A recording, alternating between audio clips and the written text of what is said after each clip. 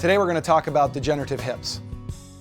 You know, it's almost like a plague that's attacking the United States and many other countries right now. We're getting so many people coming in with arthritis in their hip, breakdown, diagnosis of the some kind of acetabular or femoral head problem that's going on where the cartilage is just disappearing. It just doesn't disappear. There's always a reason. There's always some kind of noxious stimulus that's causing that. So what we're going to do today is we're going to talk specifically, I just happen to have my trusty hip and spine here. We're going to talk specifically about how Egoscue looks at why the degenerative hip happens in the first place.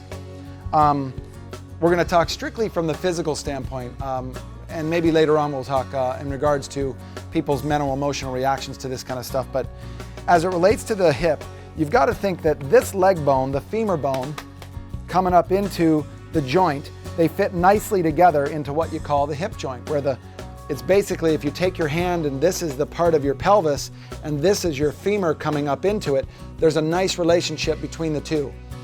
What becomes degenerative is when this ilium and ischium, the part of this bone right here, the pelvic girdle, basically becomes immovable and on one side versus the other, but the leg bone keeps grinding away underneath it. So it's almost like you're just grinding and grinding and grinding. And I know that if you tried this on your own, if you put your fist against the palm of your hand and I just had you grind in there for a week, you'd have blisters and cuts and everything else, and it would start to callus over.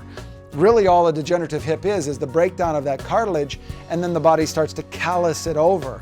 The unfortunate thing is there's pain symptoms that go with it. So in order to take care of that, you've got to correct the entire structural alignment to go at the degenerative hip dysfunction by getting the pelvic girdle to move the way that it's supposed to. So don't ever let somebody tell you you have a degenerative hip because you're 65. My question to them would be, how old is the other hip? It's 65 also, and it's not broken down. We've got to start thinking about this from cause versus effect. The cause is the immobility of the pelvic girdle. The symptom is the degenerative hip.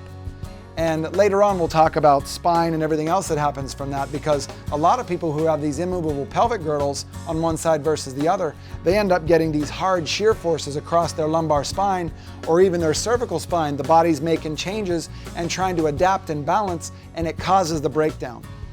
So Egoscue's opinion is, get the posture fixed first. If you can get that posture and function fixed by your just diligent work every day, and it doesn't take all that much, by the way, as you saw before in the balance test, we will actually get this femur to move correctly and the pelvis to move so that there's a nice congruent load over the actual distribution of how the stress hits the joint. So I hope you found this informative. If you have any questions, you can email me directly, painfree@egoscue.com. I'll be glad to answer your questions about this and maybe refer you out to an Egoscue clinic. Thanks for your time.